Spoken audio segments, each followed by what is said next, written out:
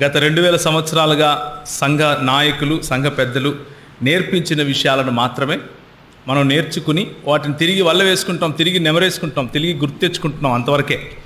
So ఒక్కోసారి మనకి ఎందుకు అనిపించే అవకాశం ఉంది, అసలు ఎందుకు తెలుసుకోవాలి ఇదంతా, ఏం అవసరం ఏంటి అసలు అని అనిపించవచ్చు కదా. యేసుప్రభు దేవుడు, యేసుప్రభు శిలువలో చనిపోయాడు, ఆయన నా కోసం తిరిగి లేచాడు, అయిపోయింది, ఇంకంతే, అక్కడ స్టోరీ ఎండ్. ఎందుకు ఇదంతా తెలుసుకోవాలి? ఎవరో ప్రశ్నలు వేస్తే ప్రభు నిన్ను క్షమించుగాక అని చెప్పి వెళ్ళిపోతే అయిపోతుంది కదా అని అనిపిస్తుంది, రైట్? సో కాబట్టి ఒక పని చేద్దాము.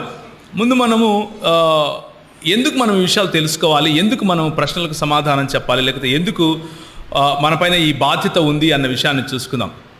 సో हम देखेंगे कि क्यों हम इस तरह की स्टडी करना चाहिए, वाई वी शुड स्टडी. ऐसा स्टडी करने से हमें क्या मिलेगा, वैसे करना क्या है, क्यों हम इन सारे सवालों को लें और जवाब दें, ऐसा कोई रूल है क्या? So let's go and see into the word of God. దేవుని వాక్యంలో చూద్దాం. మొదటి పేతురుకు రాసిన పత్రిక 3వ అధ్యాయం 15-16 వచనాలు గట్టిగా చదవాలి ఎవరైనా. పేతురు రాసిన మొదటి పత్రిక 3వ అధ్యాయం 15-16 వచనాలు. నిర్మలమైన మనస్సాక్షి కలిగిన వారై మీలో ఉన్న నిరీక్షణను గురించి మిమ్మల్ని హేతువు అడుగు ప్రతి వానికి సాత్వికముతోను భయముతోను సమాధానం చెప్పుటకు ఎల్లప్పుడూ సిద్ధముగా ఉండి. నిర్మలమైన మనస్సాక్షి గలవారై మీ నిరీక్షణను గూర్చి హేతువు అడిగే ప్రతి వారికి ఏం చెప్పాలి? సాత్వికముతోను భయముతోను సమాధానం చెప్పాలి. మనం సమాధానం చెప్పాలి అని ఇక్కడ చెబుతున్నది ఒక ఆజ్ఞలా మీకు కనిపిస్తూ ఉందా, లేకపోతే చేసినా ఓకే, చేయకపోయినా పర్వాలేదు అన్నట్లుగా ఉందా? నీ తల్లిదండ్రులను సన్మానించుము అన్నది ఒక ఆజ్ఞ అంటారా, కాదంటారా? ఆ ఆజ్ఞ అతిక్రమిస్తే ఏమవుతుంది? మరి నిర్మలమైన మనస్సాక్షి కలిగి మన నిరీక్షణను గురించి హేతువు అడిగే వారికి సమాధానం చెప్పకపోతే ఏమవుతుంది? అది మీకే వదిలేస్తున్నాను నేను, మీరే ఆలోచించండి. దేవుడు ఇచ్చినటువంటి మాటలలో ఒకటి శ్రేష్టమైనది, ఒకటి తక్కువ శ్రేష్టమైనది ఉంటుందా? దేవుడు చెప్పిన ఆజ్ఞలలో ఒకటి తక్కువ ఆజ్ఞ, ఒకటి ఎక్కువ ఆజ్ఞలు, అయితే శ్రేష్టమైన ఆజ్ఞ, శ్రేష్టము కాని ఆజ్ఞ ఉంటుందా? ఒకటి చేయొచ్చు, ఒకటి చేయకూడదు అన్న తరగతులు ఏమైనా ఉన్నాయా? కనుక దేవుడు మనకిచ్చినటువంటి ఆజ్ఞను ఆధారం చేసుకుని, దేవుడు మనకిచ్చిన ఆజ్ఞ ఏమిటి అంటే, నువ్వు నమ్ముతున్నటువంటి నీకు ఒక నిరీక్షణ ఉంది. ఏంటి నీ నిరీక్షణ అంటే, యేసు ప్రభువు నా కొరకు సిలువలో మరణించి తిరిగి లేచాడు, తిరిగి రాబోతున్నాడు. తిరిగి రాబోతున్నటువంటి యేసు ప్రభువు నన్ను తనతో కూడా కొనిపోయి తండ్రి కుడిపార్శ్వమున ఆయన నన్ను కూడా కూర్చుండపెడతాడు. నేను కూడా ఆయనతో పాటు ఈ లోకానికి తీర్పు తీరుస్తాను. నేను కూడా ఆయనతో పాటు ఈ లోకాన్ని ఏలతాను. నేను కూడా ఆయనతో పాటు ఈ లోకంలో సర్వాధికారములు కలిగిన వాడిగా ఉంటాను. ఆయన సర్వాధికారి గనుక ఆయన నిరంతరము నాతో ఉండును గనుక నాకు ఆ అధికారాన్ని ఆయన ఇస్తాడు అన్నది మన నిరీక్షణ. అవునంటారా, కాదంటారా? పరిశుద్ధాత్ముడు నాలో ఉన్నాడు కనుక నేను పరిశుద్ధాత్ముని శక్తి కలిగి, పరిశుద్ధాత్ముని వరములు పొందుకొని, పరిశుద్ధాత్ముని ఫలములను ఫలిస్తూ ఈ లోకంలో జ్యోతిగాను, ఈ లోకంలో ఎలా ఉండాలి, ఉప్పుగాను ఉండాలి. ఇది నాకు ప్రభు ఇచ్చినటువంటి అధికారం అన్నది మన నిరీక్షణ. అయితే ఆ నిరీక్షణను గురించి హేతువు అడిగితే ఎవరైనా, హేతువు అంటే కారణం, ఎందుకు అని అడిగినప్పుడు మనం సమాధానం చెప్పగలగాలి. నేను ఒకరోజు ఒక టీవీలో నన్ను లైవ్ ఇంటర్వ్యూ తీసుకుంటున్నారు. నార్త్ ఇండియాలో మధ్యప్రదేశ్లో నేను ఎక్కువగా ఉండేవాడిని, 11 సంవత్సరాలు అక్కడే ఉన్నాను. అక్కడ ఉన్నప్పుడు ఒక టీవీలో నన్ను అడుగుతున్నారు, వచ్చి నన్ను ఏమడిగారు అంటే, అయ్యా బాగానే ఉంది కానీ క్రైస్తవులు ఎందుకు సమాధి చేస్తారు, ఎందుకు పూడ్చిపెడతారు, కాల్చరు ఎందుకు అని అడిగారు. మనకొక నిరీక్షణ ఉంది, ఆ నిరీక్షణను గురించి ప్రశ్నిస్తే ఎవరైనా దానికి మనం సమాధానం చెప్పాలి. అయ్యగారు చెప్పింది కరెక్టే. అయితే దేవుని వాక్యం ఏం చెప్తుంది? దేవుని వాక్యం ఏం చెప్తుంది అంటే, మట్టిని మట్టికి మనం దేనితో చేయబడ్డాము అన్నది మన ఆలోచన. మనం దేనితో చేయబడ్డాం? మట్టితో చేయబడ్డాం. ప్రభువు మనల్ని మట్టితో చేశాడు. మట్టితో చేసిన మానవుడు మట్టికే చేరతాడు అన్నది దేవుని వాక్యం చెప్పే సత్యం. యోబు గ్రంథంలో చక్కటి మాటలు ఉంటాయి.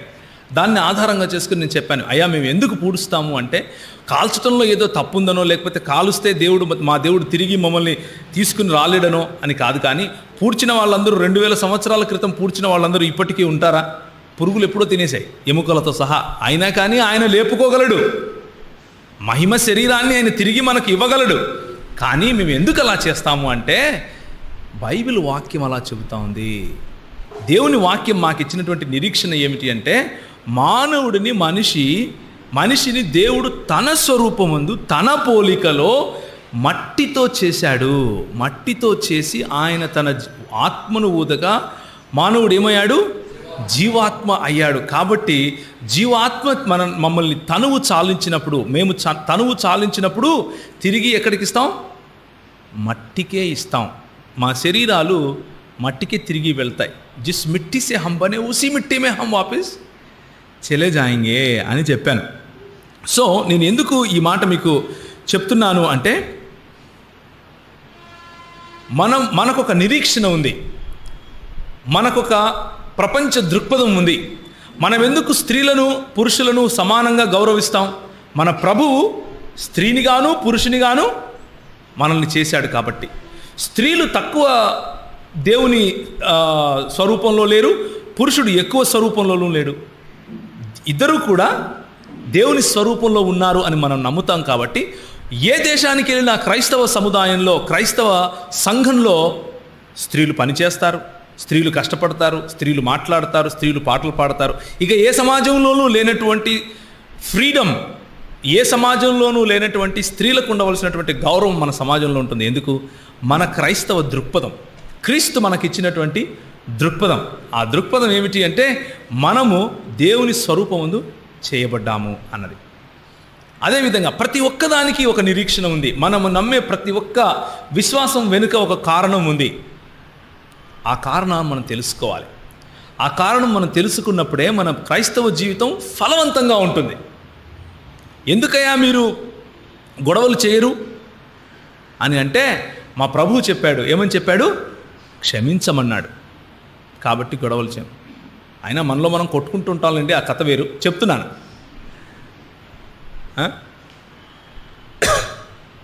ఎందుకయ్యా మీరు మరి క్రైస్తవులము అని చెప్పుకుంటారు, మరి ఎందుకు ఆదివారాలు వెళ్తారు? ఆదివారమే ఎందుకు వెళ్ళాలి? బైబిల్లో ఎక్కడైనా కమాండ్మెంట్ ఉందా ఆదివారమే వెళ్ళమని సంఘానికి? ప్రశ్నిస్తారు. మనం సమాధానం చెప్పాలి. ఎందుకు మనం తెలుసుకోవాలి? ఎందుకు తెలుసుకోవాలి అంటే ఎదుటివాడు అడుగుతాడు అన్నది పక్కన పెడితే నా నిరీక్షణ ఏంటో నాకు తెలియాలి, నేను నమ్మేది ఏంటో నాకు తెలియాలి. అందరూ ఊగుతున్నారు కాబట్టి నేను ఊగాను అనుకో, ఆడికి పూనకమే నాకు పూనకమే. అందరూ చేతులు ఎత్తుతున్నారు కాబట్టి నేను చేతులు ఎత్తాను అనుకో, అర్థం లేని పని చేసినట్లు. అర్థరహితంగా చేయకూడదు, అర్థసహితంగా చేశామనుకో, నాకు తెలుసు దావీదు వల్ల నేను నాట్యం ఆడాలనుకుంటున్నాను, ఆనందంగా నేను ఆరాధిస్తాను. నన్ను ఎవరైనా ప్రశ్నిస్తే ఎందుకయ్యా నువ్వు ఆరాధనలో తన్మయుడు అయిపోతున్నావు అంటే, రాజు వంటి దావీదే తన్మయుడు అయిపోయాడు, నాదేముంది గడ్డి పరకలాంటి దేవుని ముందు తన్మయుడు కాకంటే ఎలా అని చెప్పగలను. దేవుని వాక్యము మన నడక, మన నడత, మన ఆలోచనకు కూడా ఫౌండేషన్, ఒక పునాది వంటిది. పునాదే. దేవుని వాక్యములో ఉండి మనం ఆలోచిస్తే మన ఆలోచన దృక్పథం, మన ఆలోచన వైఖరి స్పష్టంగాను, నిలకడగలిగిదిగాను, నమ్మదగినదిగాను ఉంటుంది. దేవుని వాక్యానికి బయట ఏదైనా ఉందనుకో, అలాంటి దాన్ని ప్రభు అంటాడు, క్రీస్తుకు విరోధముగా ఉన్న ఏ ఆలోచననైనా సరే మనం ఏం చేయాలి? చెరపట్టి క్రీస్తు పాదాల దగ్గరికి తీసుకుని రావాలి అని 1 కొరింథీయులకు రాసిన పత్రికలో పౌలు చెప్తాడు. మాకు ఇవ్వబడినటువంటి పరిచర్య కూల్చే పరిచర్య కాదు, కానీ కట్టే పరిచర్య. ఎందుకు అంటే బయట కూల్చటానికి చాలామంది ఉన్నారు అని పౌలు చెప్తాడు. కూల్చేవాళ్ళు చాలామంది వస్తారు, కడతాను నేను అంటాడు. ఏం కడతావయ్యా నువ్వు అంటే, క్రీస్తుకు విరోధముగా వచ్చే ప్రతి ఆలోచనను చెరపట్టి క్రీస్తు పాదాలకు తీసుకొని వస్తాను అంటాడు. అపవాది తంత్రములను ఎరిగిన వాడని, అపవాది గుమ్మాలను, అపవాది కోటలను వెళ్ళి అలా గుద్దుకుని దాన్ని ఏం చేస్తాను? పడద్రోస్తాను అంటాడు. That is the call that we have. మనకున్న పిలుపు అది. మనకున్న పిలుపు, ప్రతి ఒక్కరికి ఉన్న పిలుపు ఇది. సువార్త పరిచర్య అనే పిలుపు ప్రతి ఒక్కరికి ఉంది.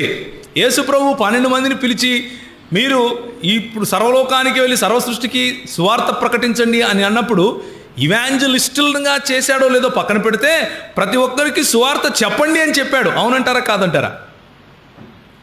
ఏమన్నాడు? 28వ అధ్యాయం మత్తయి సువార్తలో, మీరు వెళ్ళి సర్వలోకానికి స్వార్థ ప్రకటించండి, నేను మీకు ఏమేమైతే చేయమని నేర్పించానో అవన్నీ చేయమని నేర్పించండి. ఆయన అవన్నీ చేయమని నేర్పించండి అని చెప్పేటప్పుడు ఇలా స్వార్థ చేయండి అని కూడా చెప్పాలా చెప్పకూడదా? మన అందరము చెప్పాలి. సువార్త చెప్పటానికి నువ్వు వెళ్ళి యేసుప్రభు దేవుడు అంటే మొట్టమొదటి అడిగే క్వశ్చన్ ఇదే, ఎవడు చెప్పాడు? ఎందుకు? ఎక్కడ రాస్తుంది? ఎవరు చెప్పారు? ఆయనే ఎందుకు దేవుడు? కనుక మనం కలిగి ఉన్నటువంటి నిరీక్షణకు సమాధానం మన దగ్గర ఉండాలి. మనం కలిగి ఉన్నటువంటి నిరీక్షణ మనం ఎందుకు కలిగి ఉన్నామో తెలిసి ఉండాలి. అందరితో పాటు వెళ్ళామనుకోండి, అది దాన్ని ఏమంటారంటే మూఢనమ్మకం అంటారు.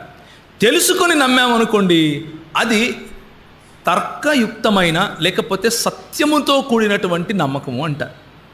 సత్యముతో కూడి మనము నమ్మాలి. అందుకనే ఏమంటున్నాడు? క్రీస్తును మీ హృదయమునందు ప్రభువుగా ప్రతిష్ఠించుకోండి, భయముతోనూ సాత్వికముతోనూ మీ నిరీక్షణను గురించి హేతు అడిగిన ప్రతివాడికి సమాధానం చెప్పండి. ప్రతివాడులో చిన్న పిల్లవాడు ఉన్నాడు, పాస్టర్ గారు ఉన్నారు, మౌలవి గారు ఉన్నారు, పంతులు గారు ఉన్నారు, ఇంకా బయట ఉన్నటువంటి ఎవరైనా ఉన్నారు, నాస్తికులు ఉన్నారు, ఆస్తికులు ఉన్నారు, అజ్ఞేయతావాదులు ఉన్నారు, ఇంకా ఎవరైనా ఉన్నారు. ఎందుకయ్యా నువ్వు ఇలా నమ్ముతున్నావు అంటే మనం సమాధానం చెప్పగలగాలి. ఉదయం ఏం చూసుకున్నాము అంటే, పురాతన కాలము నుంచి శాశ్వత కాలము క్రీస్తు తన ప్రత్యక్షతలను చూపిస్తూ వస్తున్నాడు అని చూసాం. మన దేవుడు అద్వితీయుడై ఉన్నాడు అని చూసాం. ఆ దేవుడు బహుళత్వము గలవాడు అని చూసాం. బహుళత్వము కలిగినటువంటి ఆ దేవుడు తన్ను తాను ఏకవచనంలోనే సంబోధించుకున్నాడు అని చూసాం. ఏకవచనంలో సంబోధించుకున్నటువంటి ఆ దేవుడు తన్ను తాను ప్రత్యక్షపరచుకునే సమయంలో మాత్రం ఆయనలో బహుళత్వాన్ని చూపిస్తున్నట్లుగా చూసాం. ఒక యెహోవా ఇంకొక యెహోవాను పంపించినట్లుగా చూసాం. ఒక యెహోవా నిలబడుకొని భూమికి పునాదులు నేనే వేశాను, నేను ఆదియును అంతమును, నేనే అల్ఫయును ఒమేగను అని చెబుతూ ఇప్పుడు ప్రభువగు యెహోవాయు ఆయన ఆత్మయు నన్ను పంపుతున్నారు అని చెప్పటం మనం చూసాం. ఆ పంపుతున్నటువంటి యెహోవా చేత పంపబడినటువంటి యెహోవా ఇంకెవరో కాదు, మన ప్రభు అయినటువంటి యేసుక్రీస్తు ఆయన దేవుడై ఉన్నాడు అన్న విషయాన్ని 2వ సెషన్లో చూసాం. ఆయన దేవుడై ఉన్నాడు అన్న విషయాన్ని 2వ సెషన్లో చూసాం. కాబట్టి మరి పాత నిబంధనలో మనం చూసినటువంటి ఆ ప్రత్యక్షతలు చూపించినటువంటి వ్యక్తి క్రొత్త నిబంధనలో రవీంద్ర గారు చెప్పినటువంటి ఈ యేసుక్రీస్తు ఒకరేనా అన్న విషయాన్ని చూసుకుందాం. ఇప్పుడు ఒకసారి హెబ్రీయులకు రాసిన పత్రిక తీయండి. హెబ్రీయులకు రాసిన పత్రిక 1వ అధ్యాయం.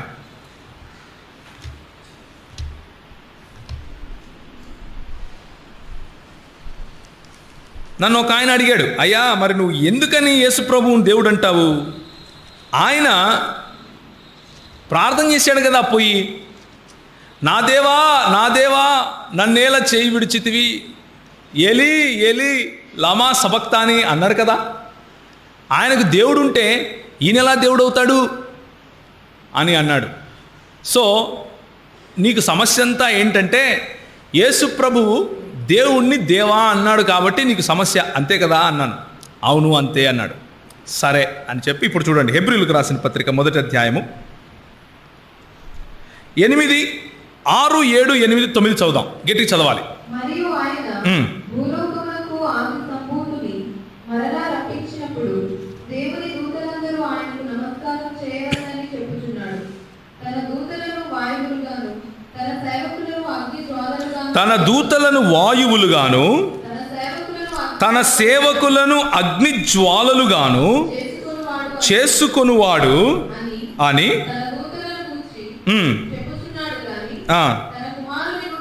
తన కుమారుని గూర్చి మాత్రం, దేవా నీ సింహాసనము నిరంతరము నిలుచున్నది అని అంటున్నాడు. ఎవరంటున్నారంట? ఏంటి కన్ఫ్యూజ్ అవుతున్నారా? ఎవరంటున్నారు దేవా అని? ఎవరినంటున్నారు? దేవుడు తన ఆది సంభూతుడైనటువంటి కుమారుణ్ణి పిలిచినప్పుడు ఆ కుమారునితో మాట్లాడుతున్నాడు. ఎవరు మాట్లాడుతున్నారు? తండ్రి మాట్లాడుతున్నాడు. కుమారుడు కుమారుణ్ణి పిలిచి ఆయన ఎదుట సాష్టాంగపడండి అని చెప్పినటువంటి తండ్రి తన దేవదూతలను మాత్రం వాయువులుగా చేసుకున్నాడు. ఎలా చేసుకున్నాడు?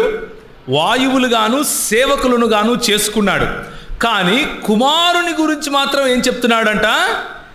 దేవా నీ సింహాసనము నిరంతరము నిలుచున్నది. కుమారుడు తండ్రిని దేవా అని పిలిచాడు కాబట్టి కుమారుడు దేవుడు కాకూడదు అని నువ్వు ప్రశ్నిస్తే, తండ్రి కుమారుణ్ణి దేవా అని పిలుస్తున్నాడు ఇక్కడ, మరి తండ్రి ఎలా దేవుడయ్యాడు అన్న ప్రశ్ననేశాడు. మీకు నేను చెప్పింది అర్థమవుతుందా? కుమారుడు తండ్రిని దేవా అని పిలిస్తే కుమారుడు దేవుడు కాకుండా పోతే, తండ్రి కుమారుణ్ణి దేవా అని పిలిస్తే తండ్రి కూడా దేవుడు కాకుండా పోవాలి అన్న విషయాన్ని నేను గుర్తు చేశాను. ఈ మాటలు ఎక్కడి నుంచి తీసుకున్నారో తెలుసా? కీర్తనల గ్రంథము 110వ అధ్యాయం.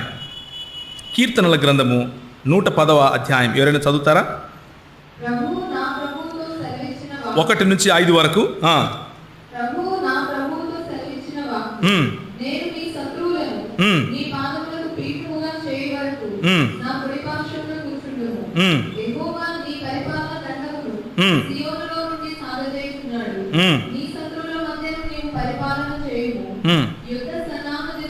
ప్రభువు నా ప్రభువుతో సెలవిస్తున్నాడు అని చెప్పినప్పుడు ఇక్కడ ఎంతమంది ప్రభువులు కనిపిస్తున్నారు మీకు? కనిపిస్తున్నారా? ప్రభువు నా ప్రభువుతో సెలవిస్తున్నాడు అన్నప్పుడు ఏ ప్రభువుతో సెలవిస్తున్నాడు అంటారు? దావీదు దేవుణ్ణి తప్ప ఇంకెవరినైనా ప్రభువు అని పిలవచ్చు అని చెబుతాడా? ఒకసారి చూస్తారా? 45వ కీర్తన చూస్తారా? కీర్తన 45 6, 7 వచనాలు చూస్తారా? అరే ఇదేంటి మళ్ళీ? దేవా నీ సింహాసనము నిరంతరము నిలుచును, నీ రాజదండము. మనం ఇంతకుముందు ఎక్కడో చదివాం కదా ఈ మాట. ఎక్కడ చదివాం? హెబ్రీలో చదివాం. ఇక్కడ దేవాని దావీదు ఎవరిని పిలుస్తున్నాడు? మొదటి వచనం చూడండి. ఒక దివ్యమైన సంగతి నా హృదయంలో బహుగా ఉప్పొంగుచున్నది, నరుల కంటే నీవు అతి సుందరవయుడున్నావు అని మాట్లాడుతూ 6వ వచనం వచ్చే వరకు దేవా నీ సింహాసనము నిరంతరము నిలుచును అంటున్నాడు. దావీదును దేవా అని పిలుస్తున్నారా ఇక్కడ? ఏమంటారు? దావీదును దేవా అని పిలిచి వాడు బ్రతుకుతారా? హెబ్రీయుల మధ్య దేవా లేకపోతే ప్రభువా అంటూ కేవలము యెహోవాను మాత్రమే పిలవాలి. అలాంటిది దావీదు ప్రవక్త సమయంలో దావీదును దేవా అని పిలవరు. దావీదు స్వయంగా వేరే వాళ్ళని ఎవరిని దేవా అని పిలువడు. అలాంటిది కీర్తనల గ్రంథంలో దేవా అంటూ ఎవరిని పిలవగలుగుతారు? దేవుణ్ణి తప్ప. దేవుణ్ణే పిలుస్తున్నాడు. ఏమని పిలుస్తున్నాడు? దేవా నీ సింహాసనము నిరంతరము నిలుచును, నీ రాజదండము న్యాయార్థమైన దండము.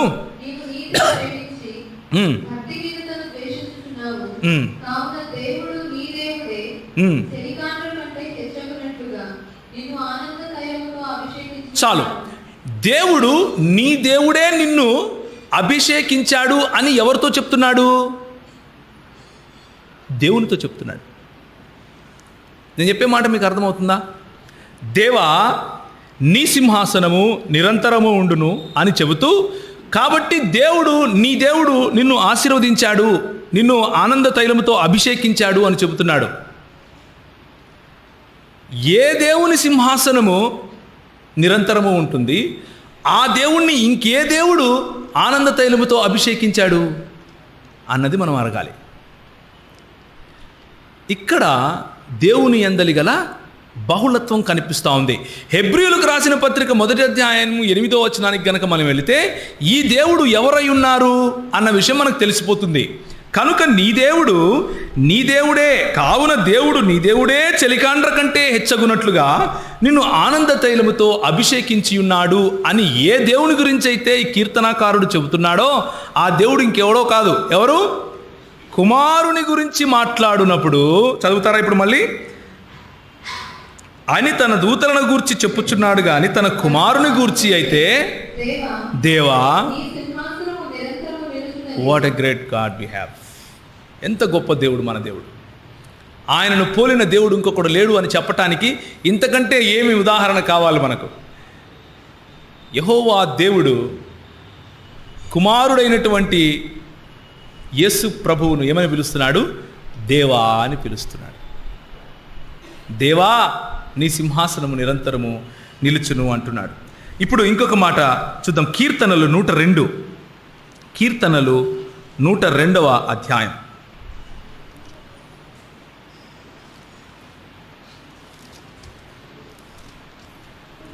2 నుంచి 5 వరకు చదవాలి.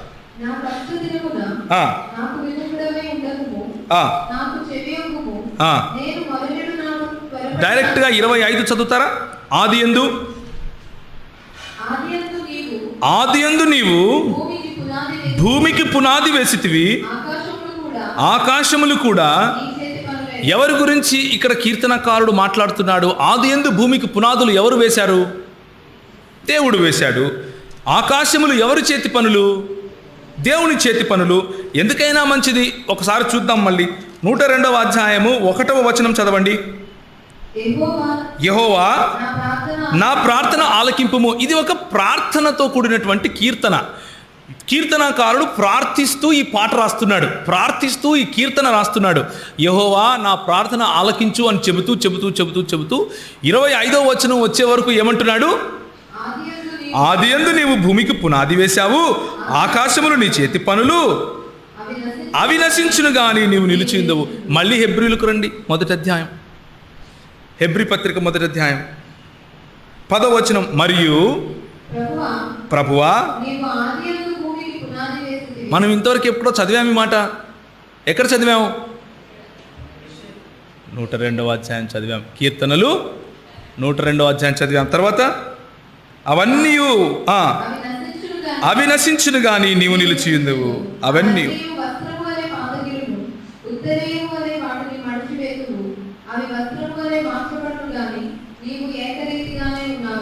కరెక్ట్. దేవుని గురించినటువంటి ప్రత్యక్షత మెల్లిమెల్లిగా మనకు స్పష్టతగా మారిపోతూ ఉంది. గూఢంగా అనిపించినటువంటి మాటలు ఇప్పుడు స్పష్టంగా మన దగ్గరికి వస్తున్నాయి. గూఢంగా ఏమనిపించాయి? పురాతన కాలము నుంచి శాశ్వత కాలము తన ప్రత్యక్షతలు చూపించింది ఎవరు ఈ దూత? ఎవరైతే యెహోవా నన్ను పంపగా నేను వస్తున్నాను అని అంటున్నాడే, నేనే యెహోవాను అంటున్నాడే, నేనే నిన్ను రక్షించాను అంటున్నాడే, నా నీతిగల దక్షిణహస్తము నిన్ను రక్షించింది అని యెహోవా చెబుతూ ఉంటే నేనే నిన్ను రక్షించాను అంటున్నాడే అని మనం ప్రశ్నిస్తే, కీర్తనలు 110, కీర్తనలు 102 ఆధారం చేసుకుంటే మనకేమర్థమవుతుంది స్పష్టంగా? ఈయన ఇంకెవరో కాదు, హెబ్రీయుల గ్రంథకర్త చెప్పినట్లుగా ఆయన కుమారుడు అన్న విషయం తెలుస్తూ ఉంది. ఏ కుమారుడు? మన ప్రభు అయినటువంటి ఆది సంభూతుడుగా మృతులలో నుండి లేచినటువంటి కుమారుడుగా మనకు కనిపిస్తున్నాడు. ఆ కుమారుణ్ణి చూసి ప్రభు అంటున్నాడు, ఈ దూతలు ఇంతమంది ఉన్నారు, వీళ్ళలో ఎవరికైనా ఈ అవకాశం ఇచ్చానా? వాళ్ళని నేనేం చేసుకున్నాను? వాయువులుగా చేసుకున్నాను, సేవకులుగా చేసుకున్నాను. కానీ ఈ దూత ఉన్నాడు, ఈయన మాత్రమే నేను మాట్లాడినట్లుగా మాట్లాడతాడు. ఈయనకు నా నామము కలదు, ఈయనను చూసి భయపడండి, ఈయన దగ్గర తోకాడించద్దు, ఆయన మీ అతిక్రమములను పరిహరింపడు. యెషయా గ్రంథంలో గుర్తుందా? ఆయన మీ అతిక్రమములను పరిహరింపడు, జాగ్రత్త అని చెప్పిన ఆ దూత ఇంకెవరో కాదు, మన ప్రభు అయిన యేసుక్రీస్తు. యెషయా గ్రంథం 53లో ఎవరైతే మన అతిక్రమములను బట్టి ఎలా కొట్టివేయబడ్డాడు, సజీవుల లెక్కలో నుండి కొట్టివేయబడ్డాడో ఆ దూత ఇంకెవరో కాదు, ఆ క్రీస్తు ఇంకెవరో కాదు. హెబ్రీయులకు రాసిన పత్రిక 1వ అధ్యాయము 8 నుంచి 10 ప్రకారము ఆయన ఇంకెవరో కాదు, మన ప్రభు అయినటువంటి యేసు క్రీస్తు వారు, మన ప్రభువు అయినటువంటి యేసు క్రీస్తు. మార్కు సువార్త 12వ అధ్యాయం 35, 36 వచనాలను చదువుతారా? మార్కు సువార్త 12వ అధ్యాయము 35, 36 వచనాలు గట్టిగా చదవాలి. ఒకప్పుడు యేసు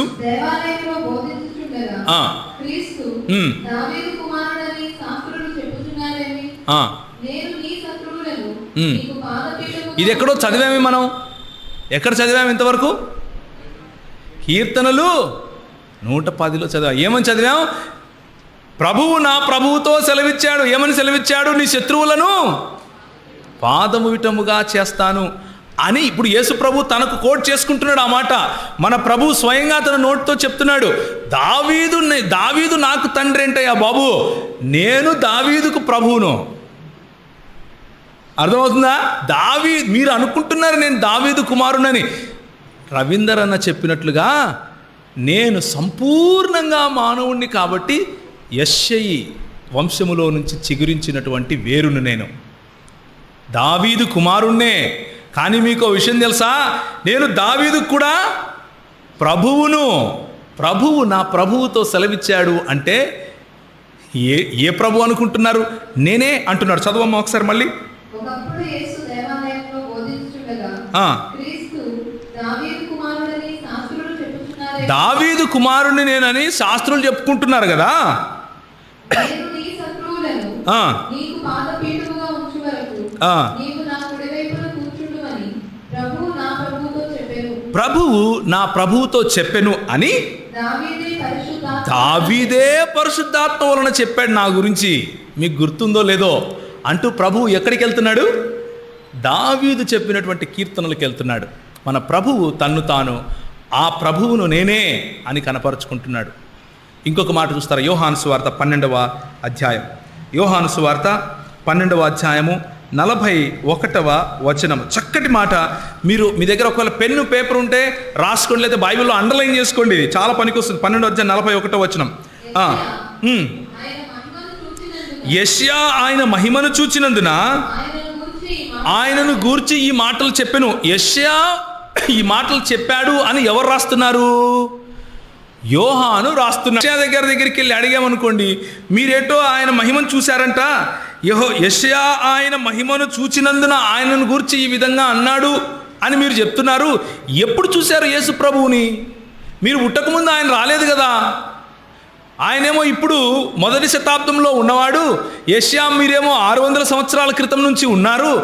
ఎప్పుడు చూశారు ఆయన్ను అంటే ఆయన సమాధానం చెప్తాడు. చూడండి, యెషయా గ్రంథము 6వ అధ్యాయం.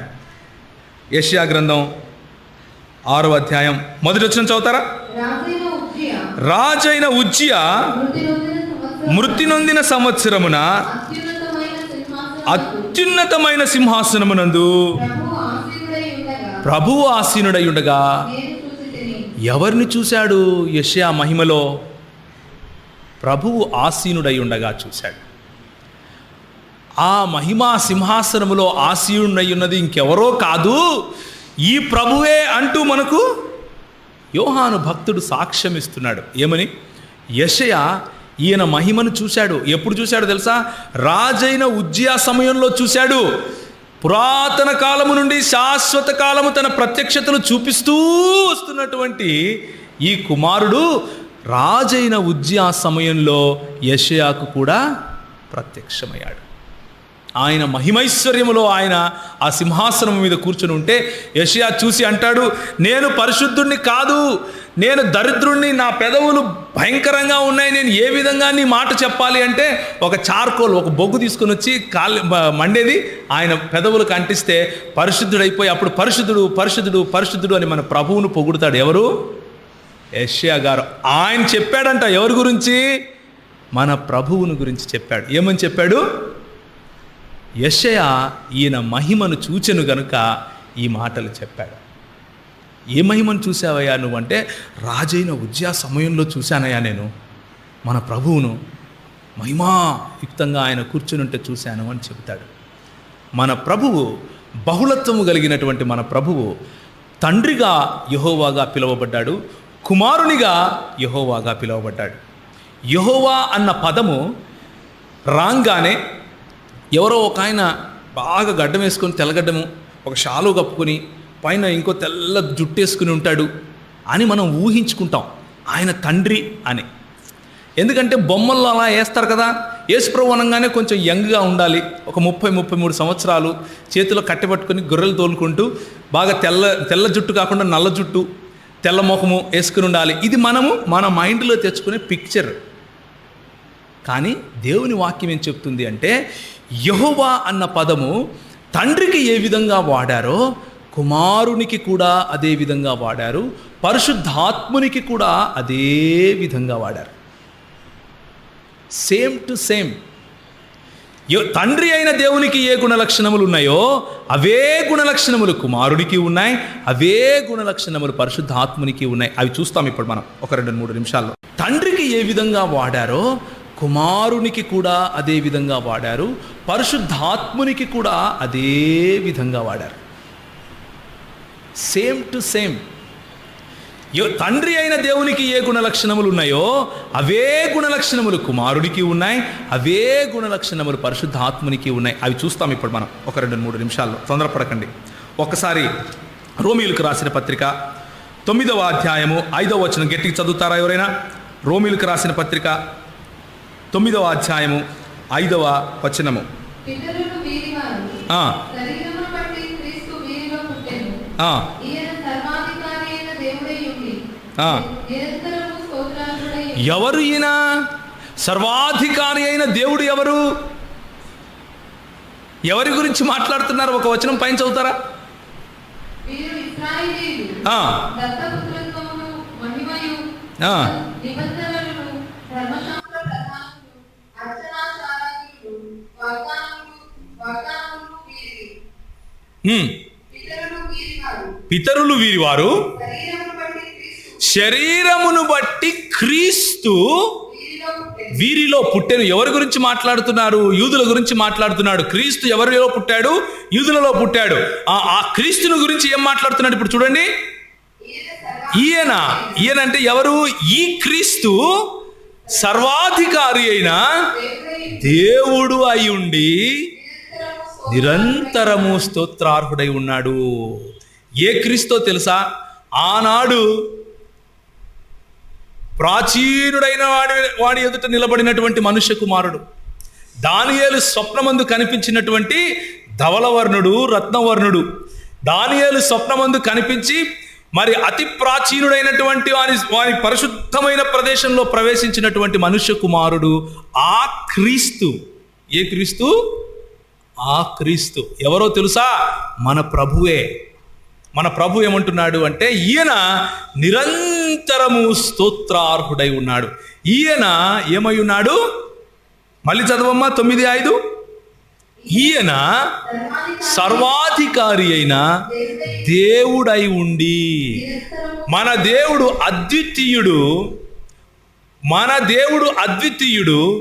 ఈ దేవుడు ప్రార్థిస్తూ తన తండ్రిని దేవా అని పిలుస్తున్నాడు. ఆ తండ్రి కుమారుణ్ణి పిలిచినప్పుడు దేవాన్ని సింహాసనము నిరంతరము ఉండును అంటున్నాడు. ఈ కుమారుణ్ణి గురించి పౌలు భక్తుడు పరిశుద్ధాత్ముని ప్రేరేపణతో ఏం రాస్తున్నాడు అంటే ఈయన సర్వాధికారి అయిన దేవుడు నిరంతరము స్తోత్రార్హుడై ఉన్నాడు అని చెప్తున్నాడు. సో లేఖనము ఎంత మందికి దేవుని యొక్క గుణలక్షణాలు చూపిస్తూ ఉంది ఇప్పటి వరకు మనం చూసిన దాంట్లో? కనీసం 2 ఉన్నారు. కనీసము 2 వ్యక్తులకు దేవునికి ఉండవలసినటువంటి గుణలక్షణాలు, దేవునికి మాత్రమే ఉండవలసినటువంటి పేర్లు పెడుతున్నట్లుగా మనం చూస్తాం. మొదటిగా తండ్రి అయిన దేవునికి ఎందుకు తండ్రి అని పిలుస్తున్నాము అంటే నిరంతరము స్తోత్రార్హుడైనటువంటి ఈ దేవుడు ఆయనను తండ్రి అని పిలిచాడు కాబట్టి. నిరంతరము స్తోత్రార్హుడైన ఈ దేవుణ్ణి ఆయన కుమారుని గురించి అని అన్నాడు కాబట్టి. నిరంతరము స్తోత్రార్హుడైనటువంటి ఈ దేవుణ్ణి గురించి ఆ తండ్రి ఏమన్నాడు అంటే యోహాను సువార్త 1వ అధ్యాయంలో ఎందరాయనను అనుగ్రహించిరో వారందరికీ నా కుమారులగుటకు నేను అధికారం ఇచ్చాను. ఎందుకో తెలుసా? 3వ అధ్యాయం 16వ వచనం. కాగా దేవుడు లోకమును ఎంతో ప్రేమించెను. ప్రేమించి ఏం చేశాడు? తన అద్వితీయ కుమారుని యందు. అద్వితీయ అన్నప్పుడు వాడిన పదం కూడా ఎకాదే. అర్థమవుతుందా? అద్వితీయ దేవుడు అన్నప్పుడు హిబ్రూ భాషలో ఎకాద్ దేవుడు, అద్వితీయ కుమారుడు అన్నప్పుడు హిబ్రూ భాషలో ఎకాద్ కుమారుడు. ఆయనను పోలిన కుమారుడు ఇంకొకడు లేడు. మీరు నేను ఆయన యందు విశ్వాసం ఉంచటం కారణంగా దేవుని పిల్లలం అవుతామా? అవమా? అవుతాం. కానీ మనము యేసు ప్రభువును పోలిన పిల్లలమా? కాదు. ఎందుకంటే ఆయన అద్వితీయుడు. ఆయనను పోలిన వాడు ఇంకొకడు లేడు. ఎందుకు అంటే ఆయన పదార్థమునకు, ప్రదేశమునకు, సమయమునకు బయట ఉన్నవాడు. ఆయన మనలాగా దత్తపుత్రాత్మ కారణంగా కుమారుడు కాలేదు. ఆయన స్వయంభూ అయి ఉన్నాడు. ఆయనను ఎవరూ కలిగించలేదు, మనల్ని ప్రభువు లేకపోతే ఆయనే కలిగించాడు. ఆయనకు జరామరణాలు లేవు, మనకు జరామరణాలు ఉన్నాయి. ఆయన మరణమును జయించి మరణమాన్ని ముల్లెక్కడా అని అడుగుతాడు. మనం చచ్చిపోయి పుట్టుక్కున అలా ఉంటాం ఆయన లేపేంత వరకు. అది మనకు ఆయనకు ఉన్నటువంటి తేడా. ఆయన అద్వితీయుడు. ఆయనను పోలిన కుమారుడు ఇంకొకడు లేడు. అద్వితీయ దేవుడు, అద్వితీయ కుమారుడు. ఇంకో మాట చూస్తారా? యోహాను సువార్త 1వ అధ్యాయము 1, 2 వచనాలు, మనందరికీ తెలిసిన వచనాలు చదువుతారా? ఆదియందు వాక్యము ఉండెను. ఆ, వాక్యము దేవుని యొద్ద ఉండెను. ఆ, వాక్యము దేవుడై ఉండెను. ఉమ్. ఆయన ఆదియందు దేవుని యొద్ద ఉండెను. సమస్తము ఆయన మూలముగా కలిగెను. సమస్తమును ఆయన మూలముగా కలిగెను. కలిగి ఉన్నది ఏదియు ఆయన లేకుండా కలుగలేదు. కలిగి, ఈ లోకంలో 2 కేటగిరీస్ ఉన్నాయి. అంటే 2 శ్రేణులు ఉన్నాయి. ఒకటి సృష్టికర్త అనే శ్రేణి, రెండవది సృష్టి అనే శ్రేణి. అంతే. దేవుని దృక్పథంలో, దేవత్వం యొక్క దృక్పథంలో 2 డబ్బాలు ఉంటాయి. ఒకటి సృష్టికర్త అనే డబ్బా, 2 సృష్టి అనే డబ్బా. సృష్టికర్త కానిది అంతా కూడా సృష్టే. సృష్టికర్త ఎప్పుడు సృష్టి కాడు. జాగ్రత్తగా వినండి. ఇది కలిగి ఉన్నది ఏదియు ఆయన లేకుండా కలుగలేదు అంటే యేసుప్రభు ఎవరని? సృష్టికర్తనా, సృష్టా? సృష్టికర్త. సృష్టికర్త అయినటువంటి మన ప్రభువు అని యోహాను సువార్త 1వ అధ్యాయంలో మనకు తెలుస్తాం. తీతుకు రాసిన పత్రిక చూస్తారా?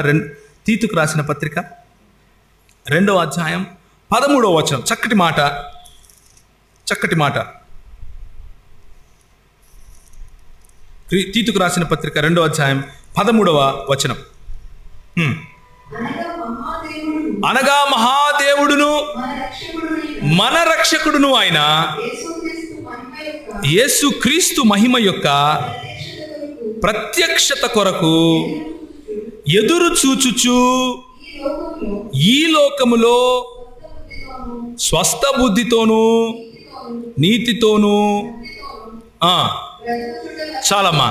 సో అనగా మహాదేవుడును మన రక్షకుడును ఆయన ఎవరు? ఇప్పుడు అపోస్తలులు ఆయనను దేవుడు అని పిలుస్తున్నారు. కీర్తనకారుడు ఆయనను దేవుడు అని పిలుస్తాడు. ఆయన సొంతంగా తనంతట తానే నేను దేవుణ్ణి, లేకపోతే యోషియా నా మహిమను చూశాడు అని చెబుతాడు. ఆయనే నేను సబ్బాతుకు దేవుణ్ణి అంటాడు, సబ్బాతుకు ప్రభువుని అంటాడు. నా దగ్గరికి వస్తే విశ్రాంతిని అంటాడు. నేను ఉన్నవాడను అంటాడు. తన తండ్రి ఆయనను ఈయన నా ప్రియకుమారుడు, ఈయన యందు నేను బహుగా ఆనందించుచున్నాను అంటాడు.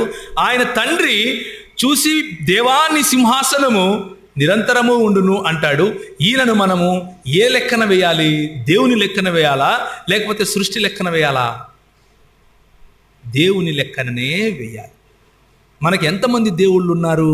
ద్వితీయోపదేశకాండం 6వ అధ్యాయం 4వ వచనం. మన దేవుడు అద్వితీయుడు. మనకున్న దేవుడు ఒకడే.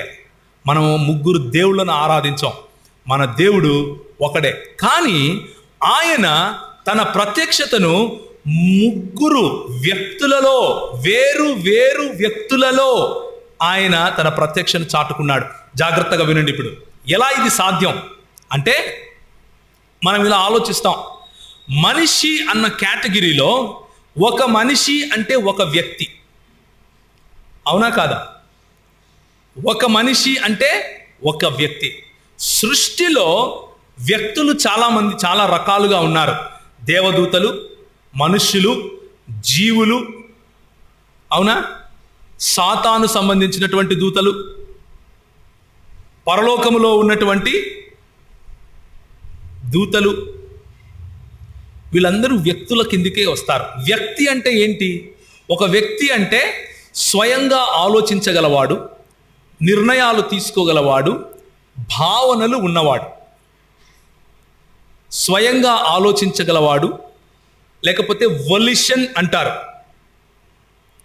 స్వచిత్తము ఉన్నవాడు ఇంటలెక్ట్ అంటారు. భావనలు ఉన్నవాడు అంటే భావోద్వేగాలకు, అంటే మాట్లాడితే వింటాడు, నువ్వు ఏడుస్తే దానికి ప్రతిస్పందిస్తాడు, నువ్వు సంతోష పెడితే దానికి ప్రతిస్పందిస్తాడు. ఈ 3 క్వాలిటీస్ ఉన్న వాళ్ళను చేతన లేకపోతే ఒక వ్యక్తి అంటారు. ఇలాంటి వ్యక్తికి వ్యక్తిత్వం ఉంటుంది. శక్తికి వ్యక్తికి ఉన్న తేడా ఏంటి అంటే, శక్తి అనేది ఒక ఎలక్ట్రిసిటీ లాంటిది. ఎలక్ట్రిసిటీ ఆలోచిస్తుందా? కరెంటు ఆలోచిస్తుందా? కరెంటును నడిపించడానికి మనలాంటోడు ఎవడో ఆలోచించి స్విచ్ చేయాలి, అవునా? శక్తికి వ్యక్తికి ఉన్న తేడా ఏంటంటే, వ్యక్తి స్వయంగా ఆలోచించి స్వయంగా నిర్ణయాలు తీసుకుని భావోద్వేగాలకు ప్రతిస్పందిస్తాడు. శక్తి చెప్పినట్లుగా చేసుకుంటూ పోతుంది. అలాగే పరిశుద్ధాత్ముని గురించి మాట్లాడినప్పుడు కూడా ఒక వ్యక్తిగా దేవుడు సంబోధించాడు, ఒక వ్యక్తిగా మన ప్రభువు సంబోధించాడు. యోహాను సువార్త 14వ అధ్యాయం. యోహాను సువార్త 14వ అధ్యాయం ఎవరైనా చదువుతారా? పరిశుద్ధాత్ముని గురించినటువంటి లేఖనము.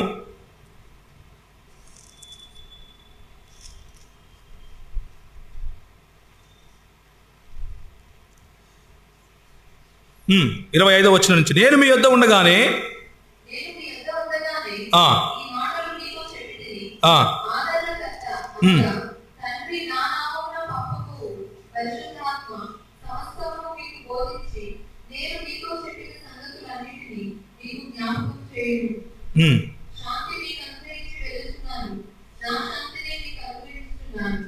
సో ఇక్కడ పరిశుద్ధాత్ముని గురించి ఏమని మాట్లాడుతున్నారు? ఒక శక్తిగా ఆయన ప్రవచిస్తున్నాడా, లేకపోతే ఒక వ్యక్తిగా మనకు పరిచయం చేస్తున్నాడా? సమస్తమును మీకు బోధించేది. ఇప్పుడు నేను బోధిస్తున్నాను, నేను ఎలక్ట్రిసిటీ లాంటి శక్తినా లేకపోతే ఒక వ్యక్తినా? నేను ఒక వ్యక్తిని, జీవం ఉన్నటువంటి, స్వయంగా ఆలోచించగలిగినటువంటి, స్వయంగా నా ఆలోచనలను చెప్పగలిగినటువంటి, ఒకవేళ మీరు ఎవరైనా నిద్రపోతా ఉంటే నిద్రపోతాను ఇలా చూడగలిగినటువంటి వ్యక్తిని, అవునా? అంటే నాలో భావోద్వేగాలు ఉంటాయి. మీరు నవ్వుతే నేను నవ్వుతాను, మీరు బాధపడితే నేను బాధపడతాను. అలాంటి వ్యక్తిగా పరిచయం చేస్తున్నాడు. ఆదరణ ఇచ్చువాడు కరెంటు లాంటి వాడు అవుతాడా? మీకు ఎప్పుడైనా కరెంటుని పట్టుకున్నారా? ఆదరణ ఇచ్చిందా? ఏమంటారు? ఏదైనా శక్తి వేసుకోండి. మనము బండి స్టార్ట్ చేస్తాం. బండి స్టార్ట్ చేసినప్పుడు అందులో శక్తి వస్తుంది, ఇనర్షియా అంటారు దాన్ని. అక్కడ చేయి పెట్టి చూడండి, ఆదరణ వస్తుందేమో, భలే వస్తుంది. ఒకసారి ట్రై చేయండి. శక్తి ఆదరణను ఇస్తుందా? ఆదరణను ఇచ్చువాడు ఆదరణ కర్త అయి ఉంటాడు. ఆదరణ అన్నది ఒక భావనకు సంబంధించినది. ఇట్స్ అన్ ఎమోషన్, అదొక భావన. ఆ భావాన్ని మనకు ఇచ్చువాడు ఆదరణకర్త ఏం చేస్తాడు? శాంతిని మీకు అనుగ్రహించి వెళుతున్నాను అని యేసు ప్రభువు చెబుతూ ఉన్నప్పుడు ఆ శాంతిని గురించి మనకు ఇంకా నేర్పిస్తాడు. ఆయన తనంతట తాను ఏది చెప్పడు, నా నుండి తీసుకుని మీకు చెప్తాడు, నా గురించి మీకు గుర్తు చేస్తాడు. 16వ వచనము, నేను తండ్రిని వేడుకొందును మీ యొద్ద ఎల్లప్పుడూ ఉండుటకై వేరొక ఆదరణకర్త. ఆదరణకర్త అంటే పైన ఒకటి ఉంటుంది, కింద ఒకటికి వెళ్ళి చూస్తే మీకు ఉత్తరవాది అని ఉంటుంది, అవునా? ఉత్తరవాది అంటే ఏంటంటే బేసిక్గా లీగల్ టర్మ్స్లో చెప్పాలి అంటే ఒక ప్లీడర్, ఒక లాయర్ లాంటి వాడు. మీకు లీగల్ సజెషన్ ఇస్తూ ఉంటాడు. ఏం చేయాలి, ఎలా చేయాలి, ఎప్పుడు చేయాలి, ఎక్కడ చేయాలి, ఎలాంటి అడుగులు వేయాలి. ఒక ప్లీడర్ శక్తి అయి ఉండొచ్చా? అవకాశం ఉందంటారా? ఎల్లప్పుడూ ఉండటానికి దేవుడు తప్ప ఇంకెవరైనా ఉండగలరా? ఏమంటారు? ఆదరణకర్త అన్నవాడు, నేను తండ్రిని వేడుకొందును మీ యొద్ద ఎల్లప్పుడూ ఉండుటకై ఆయనకు వేరొక ఆదరణకర్తను అనగా సత్యస్వరూపియగు ఆత్మను మీకు అనుగ్రహించును అంటున్నాడు. ఎల్లప్పుడూ ఎలా ఉంటాడు? దేవుడు తప్ప ఇంకెవరైనా ఎల్లప్పుడూ ఉండగలరా? దేవుడు తప్ప ఇంకెవరైనా ఎల్లప్పుడూ జీవించగలరా? దేవుడు తప్ప ఇంకెవరైనా ఒకే సమయంలో అందరి దగ్గర ఉండగలరా? ఉదయం నేను మీకు చెప్పాను, ఏమని చెప్పాను? కొన్ని గుణ లక్షణాల గురించి చెప్పాను. ఎందుకు చెప్పాను అంటే ఇప్పుడు అర్థమవుతుంది మీకు. యేసు ప్రభువుకు అవే గుణ లక్షణాలు ఉంటాయి, తండ్రికి అవే గుణ లక్షణాలు ఉంటాయి, పరిశుద్ధాత్మునికి కూడా అవే గుణ లక్షణాలు ఉంటాయి. ఆయన ఎల్లప్పుడూ అన్ని చోట్ల అందరితో ఉంటాడు. ఎలా సాధ్యం? ఈరోజు మనం ఇక్కడ మాట్లాడుకుంటున్నాం, మన మధ్యలో ఉన్నాడు. ఆస్ట్రేలియాలో ఒకవేళ ఎవరైనా ప్రార్థన చేస్తూ ఉంటే అక్కడ ఉన్నాడు. అమెరికాలో నిద్రపోతూ దేవా అంటే అక్కడ ఉన్నాడా లేదా? ఎలా సాధ్యం? ఆయన దేవుడు కాకపోతే సర్వవ్యాపి అన్నటువంటి గుణం ఎలా వస్తుంది? अगर वो ईश्वर नहीं है तो उसमें सर्वव्याप्तता कहां से आए? సర్వవ్యాపి అయి ఉన్నవాడు దేవుడు కాక ఇంకొకడు అవటానికి వీలు లేదు. దేవదూతలు సర్వవ్యాపుల? ఉదాహరణకు సాతాను సర్వవ్యాప కాదు. వాడు ఒక చోట ఒకసారి ఉండగలడు, చాలా స్పీడ్గా వెళ్ళగలడేమో కానీ ఇక్కడ నుంచి అమెరికాకు. కానీ వాడు ఉంటే ఇక్కడన్నా ఉంటాడు, లేక అమెరికాలో అన్నా ఉంటాడు. వాడి దూతలు అన్ని చోట్ల స్ప్రెడ్ అయి ఉన్నారు. కానీ పరిశుద్ధాత్ముడు అన్ని చోట్ల ఒకే చోట ఒకే మాదిరిగా అందరితో ఉండగలడు. ఏమంటున్నాడు ఆయన? నేను తండ్రిని వేడుకొందును, మీ వద్ద ఎల్లప్పుడూ ఉండుటకై ఆయనకు వేరొక ఆదరణకర్తనుగా సత్యస్వరూపియగు ఆత్మను మీకు అనుగ్రహించును అని చెప్తున్నాడు. అవునా? నేను నా తండ్రి యందును మీరు నా యందును నేను మీ యందును ఉన్నామని ఆ దినమున మీరు ఎరుగుదురు. 16వ అధ్యాయానికి వద్దాం. 16వ అధ్యాయం. నేను మీతో చెప్పవలసినవి ఇంకనూ అనేక సంగతులు కలవు. 12వ వచనం నుంచి. కానీ ఇప్పుడు మీరు వాటిని సహింపలేరు. అయితే ఆయన అంటే ఎవరు? శక్త వ్యక్తి. ఆయన అనగా సత్యస్వరూపి అయిన ఆత్మ వచ్చినప్పుడు మిమ్మును సర్వసత్యములోనికి నడిపించును. ఆయన తనంతట తానే ఏమీ బోధింపక వేటిని వినునో వాటిని బోధించి సంభవింపబోవు సంగతులను మీకు తెలియజేయును. ఆయన నా వాటిలోనివి తీసుకుని మీకు తెలియజేయును గనక నన్ను మహింపరచును. తండ్రికి కలిగి ఉన్నవి నావి, అందుచేత ఆయన నా వాటిలోనివి తీసుకుని మీకు తెలియజేయునని నేను చెప్పి తిని. లేఖనము 3 వ్యక్తులను మనకు దేవుడిగా పరిచయం చేస్తూ ఉంది. మొదటిది తండ్రిని దేవుడిగా పరిచయం చేస్తూ ఉంది. తండ్రికి దేవుని గుణలక్షణాలు ఉన్నట్లుగా పరిచయం చేసింది. 2 కుమారుణ్ణి పురాతన కాలము నుంచి శాశ్వత కాలము తన ప్రత్యక్షతలు చూపిస్తూ వస్తున్నటువంటి కుమారుణ్ణి దేవునిగా మనకు పరిచయం చేసింది. దేవునికి ఉన్నటువంటి గుణలక్షణాలు ఉన్నవాడిగా పరిచయం చేసింది. 3 పరిశుద్ధాత్ముడిని దేవునికి ఉన్నటువంటి గుణలక్షణములు కలిగిన వాడిగా పరిచయం చేస్తూ ఉంది. ఉదాహరణకు చూడండి, అపోస్తలుల కార్యములు 5వ అధ్యాయము 6 నుంచి 7 వచనాలు. అపోస్తలుల కార్యములు 5వ అధ్యాయము 6 నుంచి 7 వచనాలు.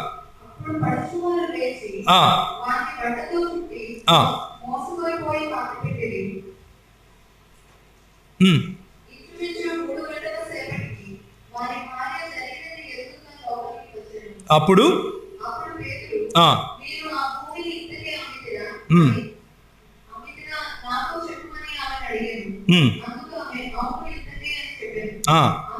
అందుకు పేతురు ప్రభువు యొక్క ఆత్మను శోధించుటకు మీరెందుకు ఏకీభవించితిరి? నీ పెనిమిటిని పాతిపెట్టిన వారి పాదములు వాకిటనే ఉన్నవి. వెంటనే ఆమె అతని పాదములు ఎద్దపడి ప్రాణం విడిచిన ఆ పడుచువారు లోపలికి వచ్చి ఆమెను చనిపోయిన చూసి ఆమెను మోసుకొని పోయి ఆమె పెనిమిటి యొద్ద పాతి పెట్టిరి.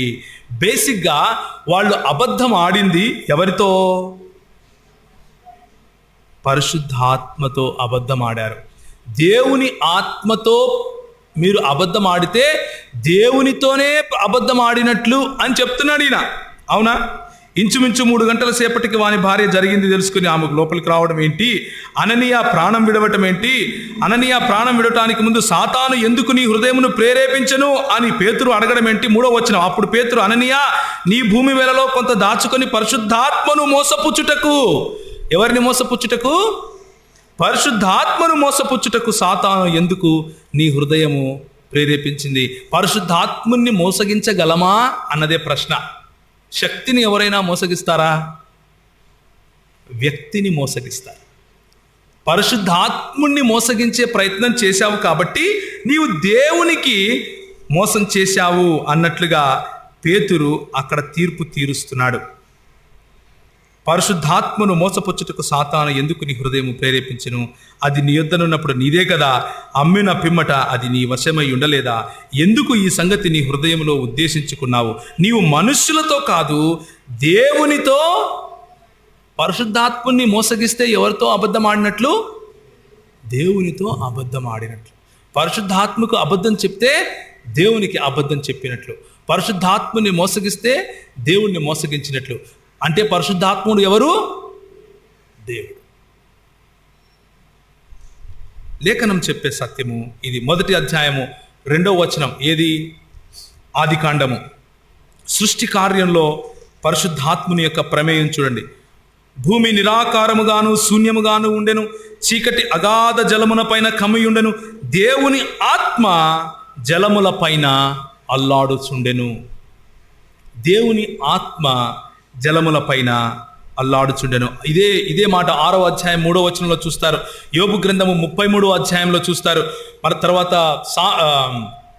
కీర్తనల గ్రంథం 51వ అధ్యాయంలో చూస్తారా? కీర్తనలు 51 ఒకసారి చూస్తారా? చాలా ప్రాముఖ్యమైనటువంటి మాట. ఇది చూసి నేను ముగింపు వైపుకు వెళ్తాను. మీకేమైనా ప్రశ్నలు ఉంటే మీరు అడుగుదురు.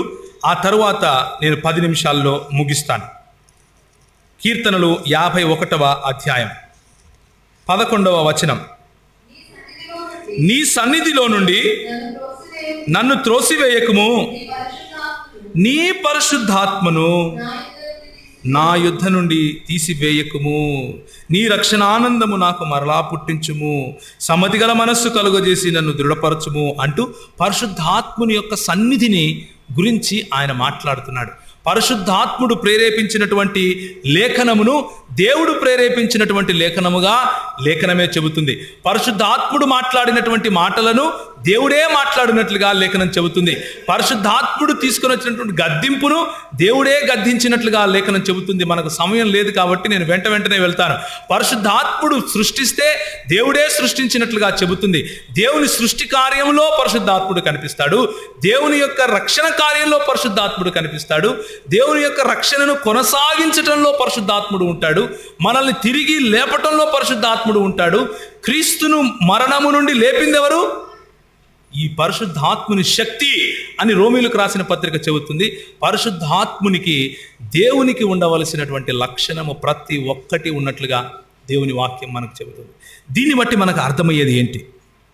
మన దేవునిలో బహుళత్వం ఉంది.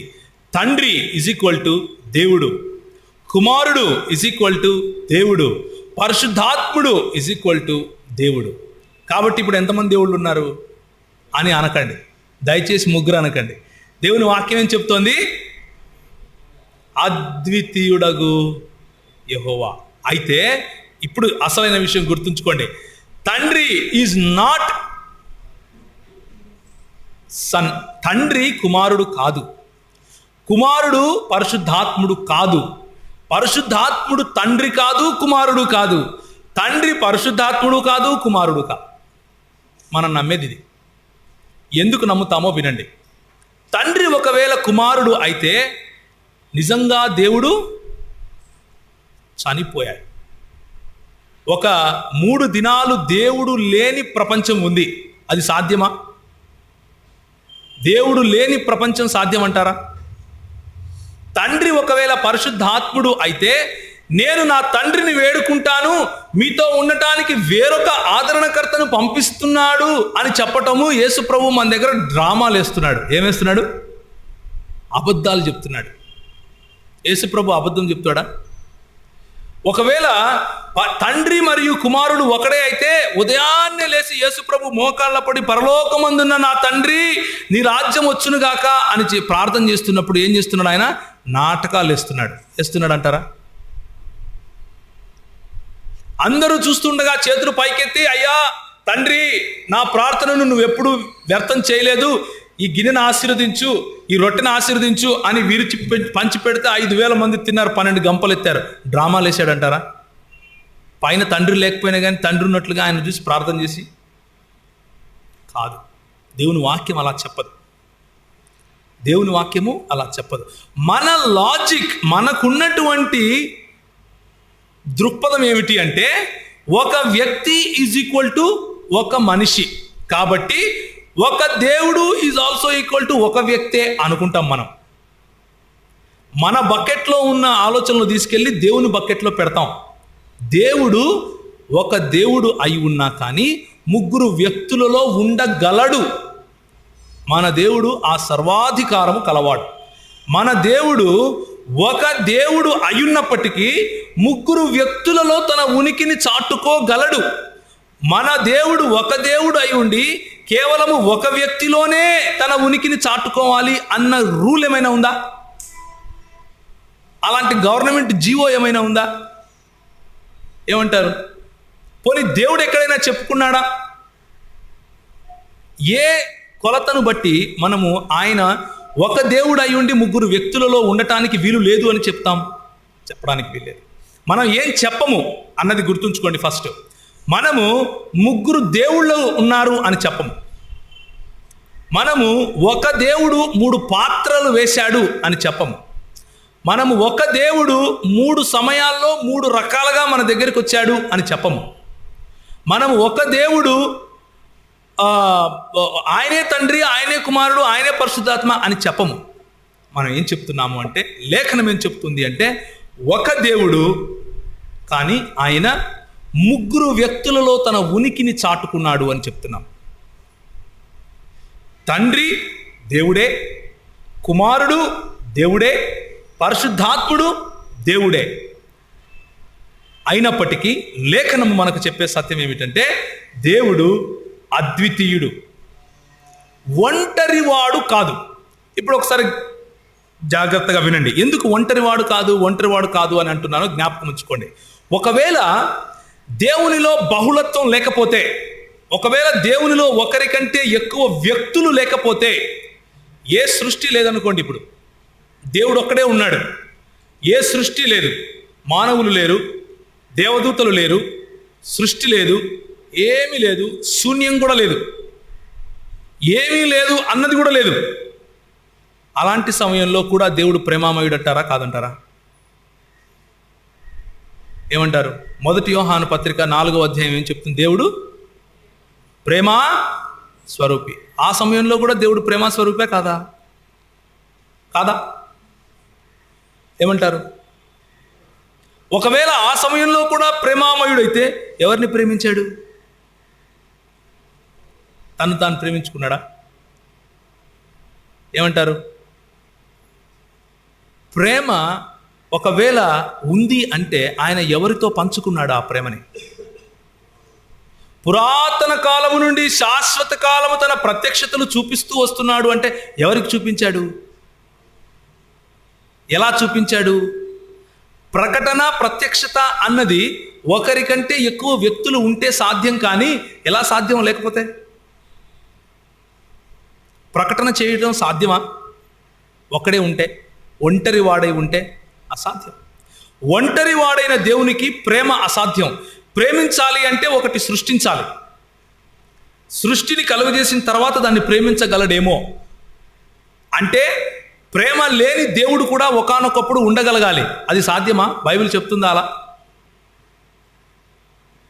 దేవుడు నిత్యము, ఆయన ఎల్లప్పుడూ న్యాయవంతుడై ఉన్నాడు. ఎలా సాధ్యం ఆయనలో బహుళత్వం లేకపోతే? Think about it. ఒకసారి ఆలోచించండి. ఎవ్వరూ లేరు, నువ్వు ఒక్కనే ఉన్నావు, నీకు న్యాయం అంటే ఏంటో తెలుస్తుందా?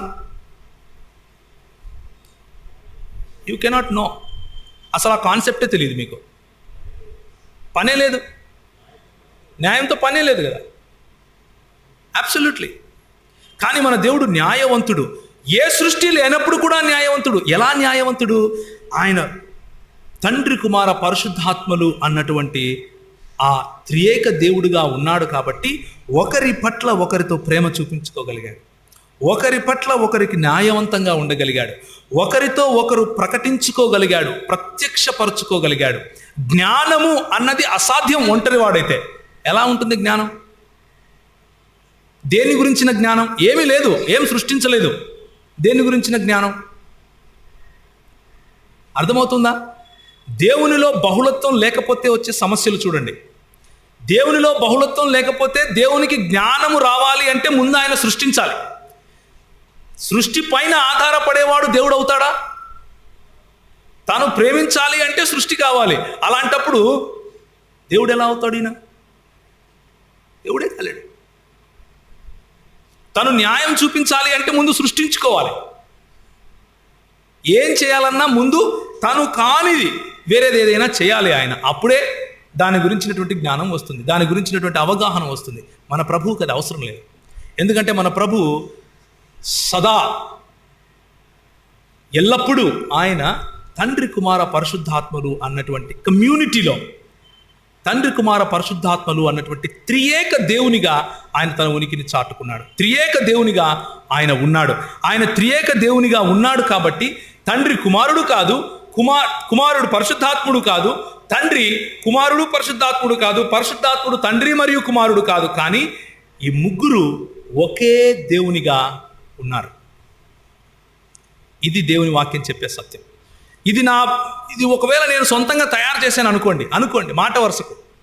మానవుడు కొంతమంది అంటూ ఉంటారు, ఇది క్రైస్తవులు పుట్టించుకున్నారు ఇలాంటి దేవుణ్ణి అని.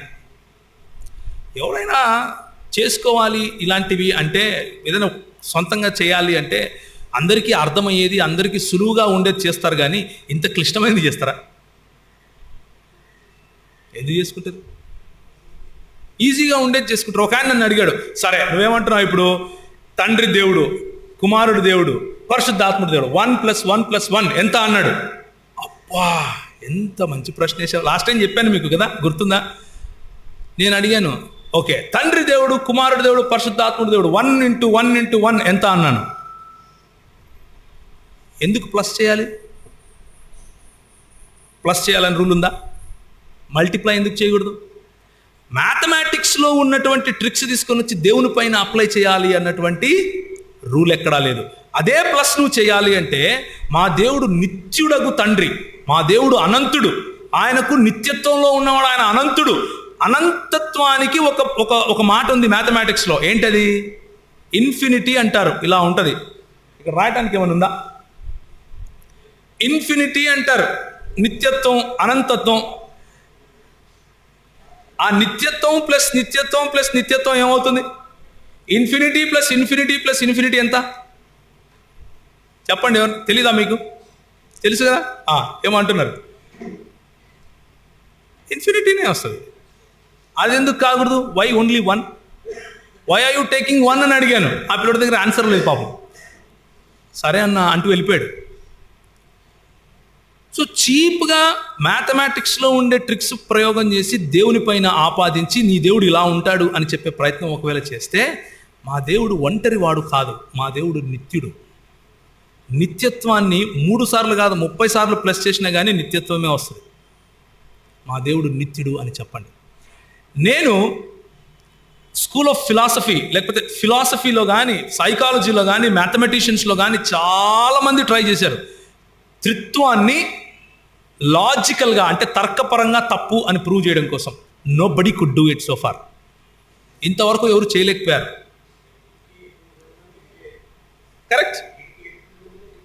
కరెక్టే అన్న లాజిక్ చెప్తారు చూడండి, బాగుంది. వికట కవి అన్నది ఎట్టు చెప్పినా కానీ వికట కవి అన్నట్లు. సో చాలామంది ట్రై చేశారు, కానీ this is the best logic, the most sound logic. ఇంతకంటే మంచి తర్కం ఒకటి కనపడదు మీకు, ఏ గ్రంథాల్లోనూ కనపడదు. ఒక దేవుడు బహుళత్వము కలిగి ఉండటం. ముగ్గురే ఎందుకు, 30 ఎందుకు కాకూడదు అని అడిగారు నన్ను. 30 కూడా కావచ్చు, కానీ మా వాక్యం అలా చెప్పట్లేదు. మా వాక్యం కేవలం ముగ్గురికి మాత్రమే దేవుని యొక్క లక్షణాలు చూపిస్తూ ఉంది. ఒకవేళ 30 అని చూపించుంటే 30 అని నమ్ముతాం, మాకేంటి ప్రాబ్లం అన్నాను. 100 మంది అంటే 100 మందిని నమ్ముతామయ్యా. What we believe in? దేవుని వాక్యాన్ని నమ్ముతాం. దేవుని వాక్యం ఏం చెప్తా ఉంది అంటే, తండ్రి దేవుడు అని చెప్తా ఉంది, కుమారుడు దేవుడు అని చెప్తా ఉంది, పరిశుద్ధాత్ముడు దేవుడు అని చెప్తా ఉంది. కాబట్టి ఒకసారి Father is God, Son is God, Holy Spirit is God, but Son is not Holy Spirit, Son is not Father, Father is not Holy Spirit. ఈ విధంగా మనము ఆయనను అర్థం చేసుకునే ప్రయత్నం చేస్తాం. ఒక్క మాట ఇప్పుడు జ్ఞాపకం ఉంచుకోండి.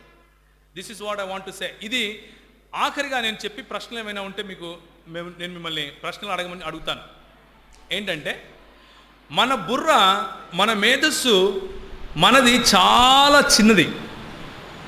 మనకు ఉన్నది, మన బుర్ర ఏదైతే ఉందో దానికి చాలా హద్దులు ఉన్నాయి, చాలా ఎల్లలు ఉన్నాయి.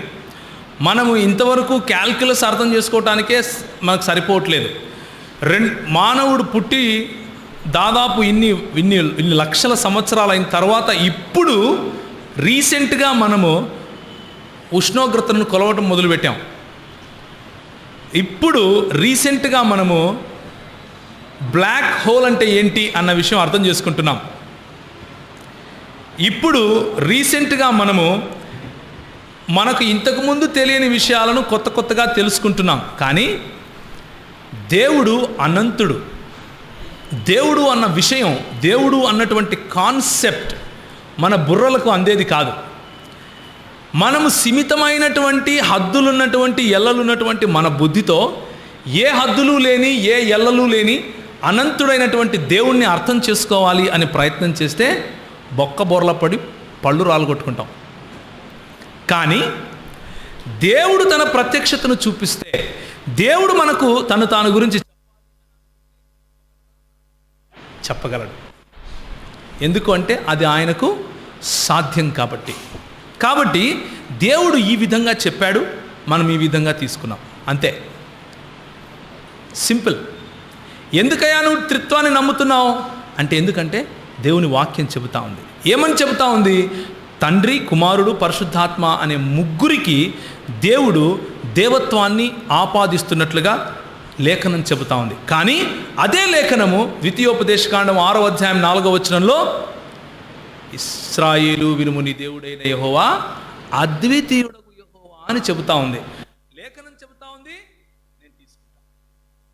లేఖనం ఒక దేవుడు అంటుంది, నేను ఒక దేవుడని నమ్ముతా. అదే లేఖనము ముగ్గురికి దేవత్వం ఆపాదిస్తూ ఉంది, నేను ఆ ముగ్గురిని దేవత్వం ఆపాదించిన వారుగా ఆ ముగ్గురు వ్యక్తులను కూడా స్వీకరిస్తాను. సింపుల్. ఇది సాఫిస్టరీ కాదు, అంటే సొంతంగా ఏదో కష్టపడి కట్టుకున్నటువంటి కోట కాదు. దేవుని వాక్యం సరళంగా చెప్పినటువంటి మాట. అందుకనే కొరింథీయులకు రాసిన పత్రిక పౌలు అంటాడు, క్రీస్తులో ఉన్నటువంటి ఈ సరళత నుండి మిమ్మల్ని ఎవ్వరూ వేరు చేయకుండా చూసుకోండి అంటాడు. క్రీస్తులో ఉన్నటువంటి సరళత నుంచి మనల్ని ఎవ్వరూ వేరు చేయకూడదు. క్రీస్తు చాలా సరళత గలవాడు.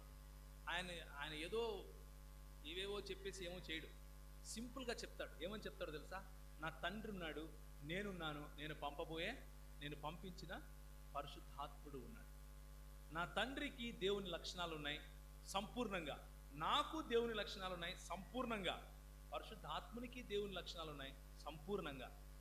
అదే యేసు ప్రభు అంటాడు, ఇశ్రాయేలు వినుము నీ దేవుడైన యెహోవా అద్వితీయుడగు యెహోవా. దాన్ని ఎలా అర్థం చేసుకోవాలి? ఇలా అర్థం చేసుకోవాలి. దీన్నే త్రిత్వం అంటాం. దీన్నే ఏమంటాం? త్రిత్వం అంటాం.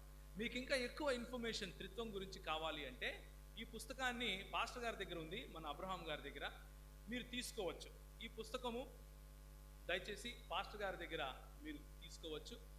ఈ పుస్తకంలో మీకు ఇంకెక్కువ ఏదైనా ప్రశ్నలు ఉంటే కూడా దాని గురించినటువంటి ఆ ప్రశ్నల నివృత్తి జరుగుతుంది. ఈ పుస్తకంలో ముఖ్యంగా మీరు చూడగలిగినటువంటి సమాచారం ఏమిటి అంటే, యెహోవా సాక్షులు అని చెప్పుకునే వాళ్ళు అడిగే ప్రశ్నలు, వాటి సమాధానాలు. తరువాత యేసునామం మీలోనే బాప్టిసం తీసుకోవాలి, యేసునామం అనే ఒక కల్ట్ ఉంది, వారి గురించినటువంటి ప్రశ్న సమాధానాలు ఉన్నాయి. అదేవిధంగా ఇస్లాం వాళ్ళు అడిగే ప్రశ్న సమాధానాలు దీంట్లో ఉన్నాయి. యేసుక్రీస్తు దైవత్వాన్ని గురించి అడిగే ప్రశ్న సమాధానాలు దీంట్లో ఉన్నాయి.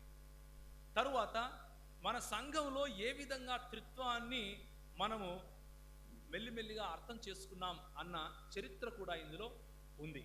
మరి ఒకవేళ మీలో ఎంతమందికి అపోస్తలుల విశ్వాస సూత్రం గుర్తుందో గుర్తులేదో నాకు తెలియదు, కానీ ఒకవేళ మీ సంఘంలో అపోస్తలుల విశ్వాస సూత్రము చదివే అలవాటు ఉంటే ధన్యకరమైన అలవాటు. అది బైబిల్ అని నేను చెప్పట్లేదు, దానికి బైబిల్కు ఉన్న దర్జా ఇవ్వండి అని నేను చెప్పట్లేదు. నేనేం చెప్తున్నాను అంటే, అది బైబిల్లో చెప్పిన మాటలకు సారాంశము అని చెప్తున్నాను. బైబిల్లో ఉన్న మాటలకు అది సారాంశం. మనం నమ్మే మాటలు అపోస్తలుల విశ్వాస సూత్రంలో మనకు చాలా స్పష్టంగా కనిపిస్తాయి. అపోస్తలుల విశ్వాస సూత్రం మనకు మన అపోస్తలులు ఇచ్చినటువంటి విశ్వాసం. అది 4 స్తంభాలు సంఘానికి. ఏంటవి? అపోస్తలుల కార్యములు 2వ అధ్యాయం 42వ వచనం ఎవరైనా చదువుతారా?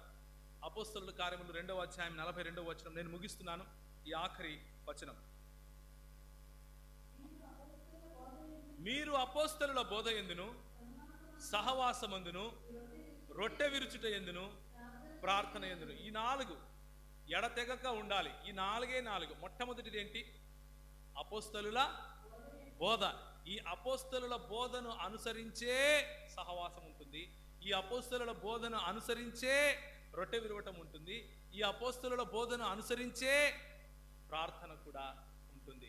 అపోస్తలుల బోధలో మనం ప్రక్కకు తొలగితే, ఈ బోధను తప్పుగా అర్థం చేసుకుంటే మన సహవాసము తప్పే, మన రొట్టె విరవటము తప్పే, మన ప్రార్థన తప్పే.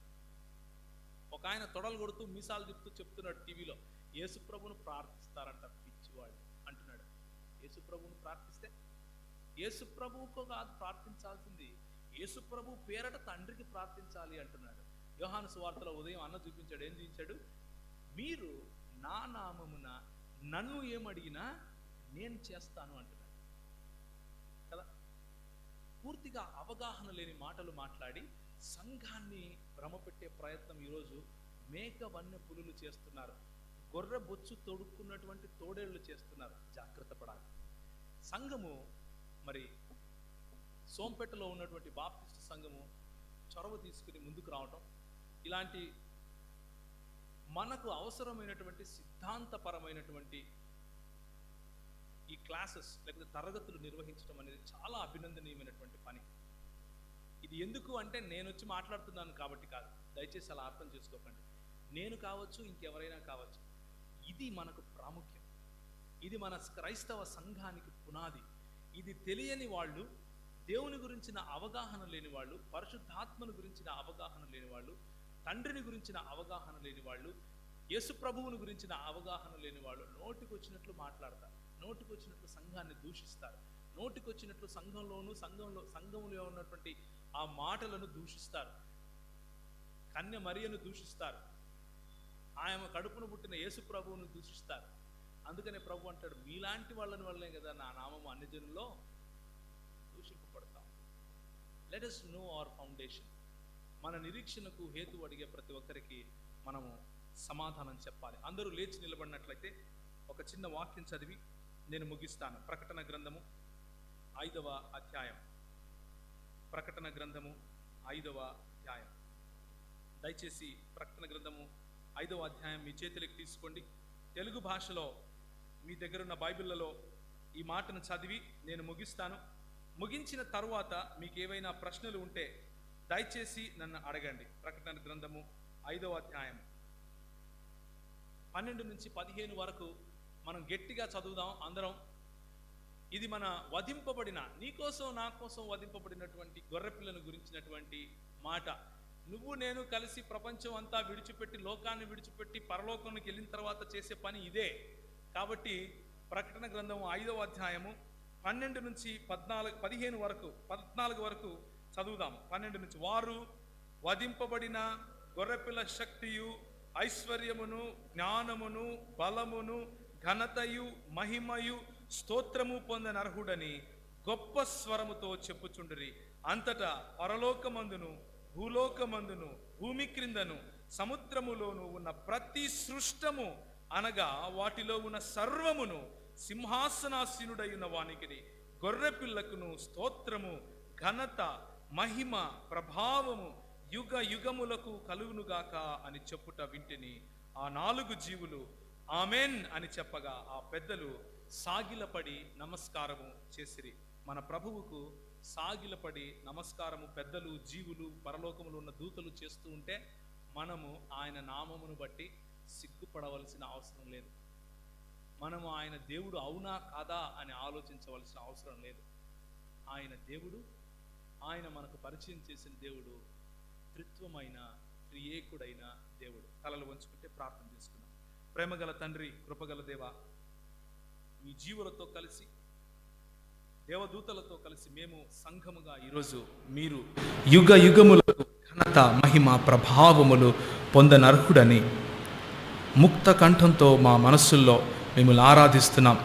సాష్టాంగపడి మా ఆత్మలలో మిమ్మల్ని హెచ్చిస్తున్నాము, మేము తగ్గించుకుంటున్నాం. మీరు గొప్ప దేవుడు, మీకే స్తుతి మహిమ ఘనత ప్రభావములు చెల్లునుగాక అని యేసు ప్రభువు నామమున ఈ ఆరాధనను సమర్పిస్తున్నాము తండ్రి. ఆమెన్. ఒక తల్లి లేకపోతే యెహోవా యొక్క భార్య అని చెప్తారు. జాగ్రత్తగా వినండి. ఓకే, యెహోవాకు పెండ్లయి ఆయనకు భార్య ఉంది. పరలోకములో పైనుంచి దిగి వచ్చే, ప్రకటన గ్రంథంలో ఒక మాట ఉంటుంది, పైనుంచి దిగి వస్తున్న యెరూషలేము అని. పైనుంచి దిగి వస్తున్న యెరూషలేము ఇంకెవరో కాదు, ఈరోజు కొరియా ప్రాంతంలో జీవించున్నటువంటి జాంగ్ గిల్ ఝా అనే ఒక వ్యక్తి అని చెప్తారు. ఈమె ఒక ఆడామె, ఇంకా జీవించి ఉంది ఆమె. ఆమెను పెళ్లి చేసుకున్నటువంటి కొరియా క్రీస్తు ఒక ఆయన ఉన్నాడు. కొరియాలో పుట్టి కొరియాలో చనిపోయాడు. ఇప్పటికీ ఆయన దాన్ని ఏమంటారు, సమాధి ఇంకా ఉంది. ఆ కొరియాలో పుట్టిన క్రీస్తు పేరు Christ Ahnsahnghong. Ahnsahnghong అనే వ్యక్తి తన భార్యకు విడాకులు ఇచ్చి తన పిల్లలను వదిలేసి ఇంకొక ఆమె జాంగ్ గిల్ ఝా అనే వ్యక్తిని పెళ్లి చేసుకుని వాళ్ళిద్దరూ కలిసి నేను యెహోవాను, ఈమె పరిశుద్ధాత్మ అంటూ ఒక సంఘం కట్టారు. దీన్ని ఏమంటారు అంటే ద చర్చ్ ఆఫ్ క్రైస్ట్ అంటారు. సియోను సంఘము అని పేరు పెట్టుకున్నారేమో ఇక్కడ, మరి పెట్టుకొని ప్రజలను పిలుస్తున్నారు. వాళ్ళు చెప్పే మంత్రము సూత్రము మీరు చెప్పినట్లు ఏంటంటే పిత, తల్లి, సుత. పిత, సుత, మాత. ఆ మాత ఇంకెవరో కాదు, జాంగ్ గిల్ ఝా ఈ రోజుకు కూడా కొరియాలో జీవించి ఉంది అని చెబుతారు. వీళ్ళు చెప్పే మాటకు గురించి నేను 5 ఎపిసోడ్స్గా నేను టీవీలో ఇచ్చాను. 5 ఎపిసోడ్స్ చేశాను. యూట్యూబ్కి వెళ్ళి ప్రవీణ్ కుమార్ పగడాల అని కొడితే కొరియా క్రీస్తు అన్న సిరీస్ ఒక 5 వీడియోస్ ఉంటాయి అందులో. దాన్ని మీరు చూస్తే మీకు కావాల్సిన ఇన్ఫర్మేషన్ అంతా దాంట్లో ఉంటుంది. ఇంక్లూడింగ్ వాళ్ళ వెబ్సైట్ ఏంటి, వాళ్ళు ఏం నమ్ముతారు, వాళ్ళు నమ్మేదాన్ని క్రైస్తవులుగా వాళ్ళను పరిగణించాలా పరిగణించకూడదా, బైబిల్ గ్రంథం నుంచి వాళ్ళను మనం క్రైస్తవులు అని పిలవకూడదా అన్న అన్ని విషయాలు నేను దాంట్లో చర్చించాను. కాబట్టి వారు నిజానికి క్రైస్తవులు కాదు, వారు చెప్పేది సరి అయిన బోధ కాదు. ఎందుకు సరి అయిన బోధ కాదు అంటే, నంబర్ 1, రెండవసారి క్రీస్తు రాబోతున్నాడు అనే వాక్యము సంఘము చెబుతూ ఉంటే, క్రీస్తు వచ్చేసాడు, పెళ్లి చేసుకున్నాడు, పెళ్లి చేసుకొని చచ్చిపోయాడు అని చెప్తున్నారు. రక్త మాంసములు పరలోకమును చేరతాయా? చేరవు. రెండవసారి యేసు ప్రభువు లేకపోతే క్రీస్తు వచ్చినప్పుడు ఆయన పైన మరణము ఏలుతుందా? రోమీయులకు రాసిన పత్రిక 5వ అధ్యాయం ఏం చెబుతా ఉంది? క్రీస్తు మరలా వచ్చినప్పుడు ఆయన పైన మరణము ఏలదు అని చెబుతా ఉంది. కానీ తిరిగి వచ్చిన క్రీస్తు చనిపోవటం ఏంటి? చనిపోయి ఆయన సమాధి అక్కడ అలాగే ఉంది. ఈ రోజుకు మనం నమ్ముతున్నటువంటి క్రీస్తు సమాధి ఖాళీగా ఉంది. దేవుని వాక్యం చెప్పే సత్యం ముందు ఇలాంటి క్రీస్తులు చాలామంది వస్తారు, చాలామంది చస్తారు. మనం ఇబ్బంది పడాల్సిన అవసరం లేదు. దేవుని వాక్యం నుంచి స్పష్టంగా మనము మాట్లాడాలి. దేవుని వాక్యంలో ఉన్న వాటిని ధైర్యంగా మనం చెప్పాలి. I hope I answered your question.